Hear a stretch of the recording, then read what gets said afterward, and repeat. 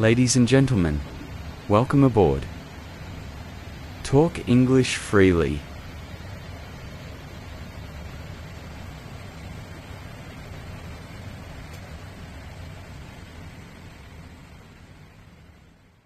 Brian, can I ask you something? Of course. What's up? How much time do you think you spend on social media every day? I've been trying to figure out my own habits lately, and I'm honestly a bit shocked by the numbers. Oh, wow. Yeah, that can be eye-opening. I probably spend more time than I'd like to admit scrolling through apps. It's so easy to pick up your phone, and suddenly half an hour has passed without you even realizing it. Right, that's exactly what happens to me too. I'll tell myself I'm just going to check one thing quickly, and then I end up going down this rabbit hole of posts and videos. It's designed that way, unfortunately. These platforms are built to keep us engaged for as long as possible. That's true. Well, speaking of social media and the internet, that's actually our topic for today's conversation. Perfect. And hello everyone watching. Welcome to Talk English Freely. I'm Jessica, and this is Brian. We're here to help you practice your English listening through natural conversations about topics that are relevant to modern life. No grammar lessons, no vocabulary lists, just real conversation. Exactly. And today we're talking about social media, the internet, and how these digital platforms affect our daily lives, relationships, and mental health. This is such an important topic because almost everyone uses social media now, and it has both positive and negative impacts on our lives. Absolutely. So sit back, relax, and listen to us discuss our experiences with social media and the internet. Before we dive in, if you're finding these videos helpful for your English learning, please give us a like. Yes, and don't forget to subscribe so you can catch all of our future conversations. All right, let's talk about social media and the internet. Jessica, here's my first question. Go ahead. Which social media platforms do you use the most, and why? Good question to start with. I mostly use Instagram and YouTube, and occasionally I'll check TikTok when I'm really bored. Instagram is probably my most used platform because I like the visual aspect and I follow a lot of friends, artists, and travel accounts that inspire me.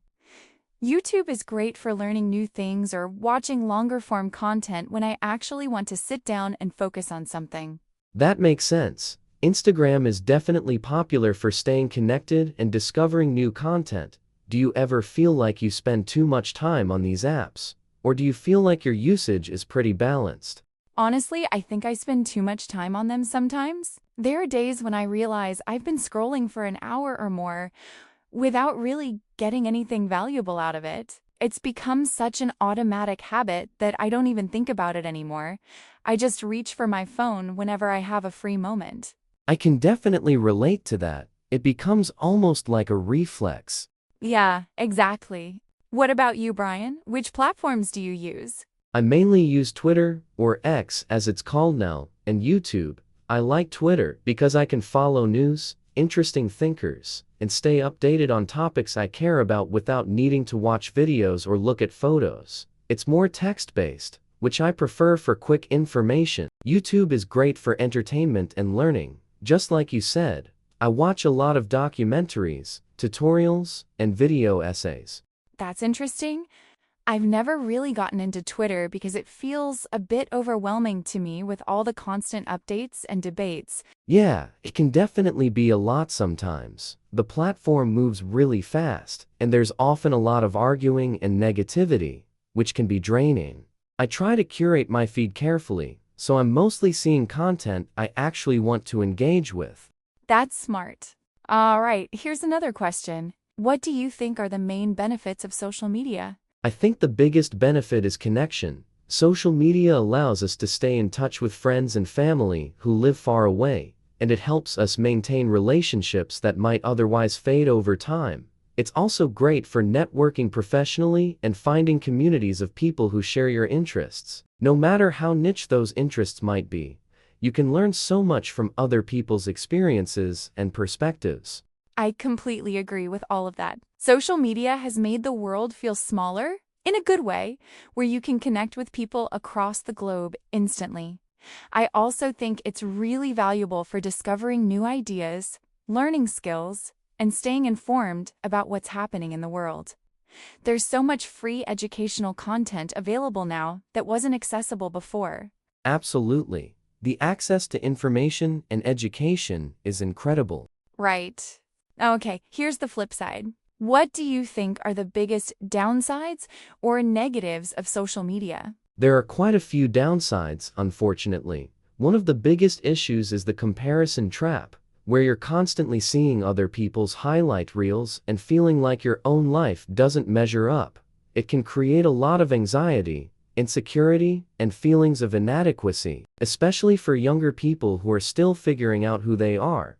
Another major problem is the addictive nature of these platforms and how they're designed to keep you scrolling endlessly. Those are both really significant problems. I also think the spread of misinformation is a huge downside because not everything you see online is true or accurate. But people often believe it without questioning the source. And then there's the issue of cyberbullying and online harassment, which can be really damaging to people's mental health. Social media can bring out the worst in people sometimes because of the anonymity and distance. That's very true. The lack of face-to-face accountability can make people say things they would never say in person. Exactly. Here's another one. Do you think social media has changed the way we communicate and build relationships? Definitely. And I think it's changed things in both positive and negative ways. On the positive side, we can now stay connected with more people more easily than ever before, and we can maintain friendships across long distances. On the negative side, I think a lot of our communication has become more superficial because we're interacting through screens rather than in person. It's easy to send a quick like or comment, but that doesn't replace real, meaningful conversation. I think you're absolutely right about that. I've noticed that even when I'm spending time with friends in person, people are often on their phones, checking social media, or responding to messages. It's like we're physically together, but mentally somewhere else. That kind of distracted presence can make relationships feel less deep and connected than they used to be. Yeah, that's a really good point. Being present in the moment has become harder because we're always connected to this digital world that's constantly demanding our attention. It's a real challenge. All right, here's a more personal question. Have you ever taken a break from social media, like a digital detox? And if so, how did it feel? Yes, I have actually. Last year, I took a 2-week break from all social media because I was feeling really overwhelmed and stressed by how much time I was spending online. At first, it was really hard because I kept reaching for my phone out of habit, even though there was nothing to check. But after a few days, I started to feel more relaxed and present, and I realized how much mental space social media had been taking up. That sounds like a really valuable experience. Did you notice any other benefits during that time? Yeah, I felt like I had more time for other activities. I read more books, spent more quality time with people face to face, and just felt generally less anxious and distracted. It made me realize that I needed to set better boundaries with my social media use. I've thought about doing a digital detox, but I haven't actually done it yet. I think part of me is worried about missing out on important updates or feeling disconnected from what's happening. But hearing your experience makes me think it might be worth trying. I would definitely recommend it. Even just a few days can give you a new perspective on your relationship with technology. Maybe I'll try it soon. Here's another question. Do you worry about privacy and data security when you're using social media and the internet? I do worry about it, yes. I think most people don't realize how much personal information these companies are collecting about us and how that data is being used. Everything we do online is tracked and analyzed. From the posts we like to the time we spend looking at certain content. It's kind of scary when you really think about it. It really is. I try to be mindful about what personal information I share online, but it's hard to know exactly what these companies are doing with our data behind the scenes. I've read stories about data breaches and privacy violations, and it makes me wonder if we should be more careful about how much of our lives we put on these platforms. I think being cautious is definitely smart. At the same time, it's hard to completely avoid these platforms because they've become so integrated into how we communicate and access information. It's kind of a necessary trade-off in modern life. Yeah, that's the difficult part. You want to protect your privacy, but you also don't want to be completely disconnected from the digital world. Right. Okay, here's another one. Do you think younger generations are growing up too connected to screens and social media? I do think that's a concern. Kids and teenagers today are growing up in a completely different world than previous generations, where screens and social media are just a normal part of everyday life from a very young age. While there are benefits to that in terms of access to information and technology skills, I worry about the impact on their social development, attention spans, and mental health. They're not learning how to be bored or how to entertain themselves without constant digital stimulation. I share those concerns too. I've seen young kids who can't sit through a meal without watching something on a tablet, or teenagers who are more comfortable texting than having face-to-face conversations. It makes me wonder what kind of long-term effects this will have on their ability to form real relationships and deal with real-world situations. There's also the issue of exposure to inappropriate content and online dangers at such a young age. Yeah, that's a serious problem. Parents have to be really vigilant about monitoring what their kids are exposed to online. But that's becoming increasingly difficult as technology evolves.